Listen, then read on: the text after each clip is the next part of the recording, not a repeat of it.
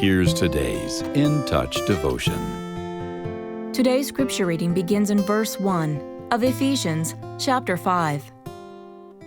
Therefore, be imitators of God as beloved children, and walk in love just as Christ also loved you and gave himself up for us, an offering and a sacrifice to God as a fragrant aroma. But immorality, or any impurity, or greed, must not even be named among you, as is proper among saints. And there must be no filthiness and silly talk, or coarse jesting, which are not fitting, but rather giving of thanks. For this you know with certainty, that no immoral or impure person, or covetous man who is an idolater, has an inheritance in the kingdom of Christ and God. Let no one deceive you with empty words, for because of these things the wrath of God comes upon the sons of disobedience. Therefore, do not be partakers with them, for you were formerly darkness, but now you are light in the Lord. Walk as children of light, for the fruit of the light consists in all goodness and righteousness and truth, trying to learn what is pleasing to the Lord.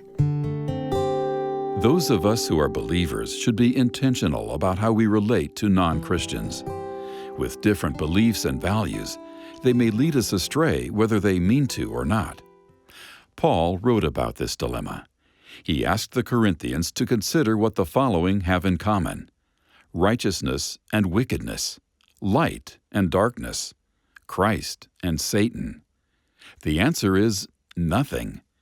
His point is that believers and unbelievers value different things, and this can be tricky to navigate, especially when it comes to marriage.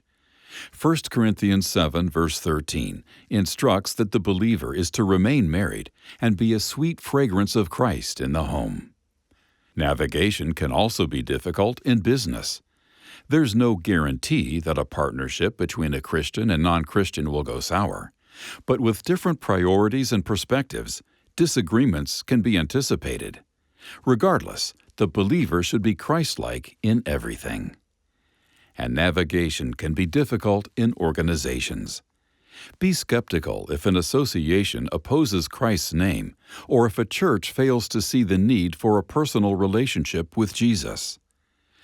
God designed relationships for our support and encouragement. So it's critical for the people we associate with most closely to value Him above all else.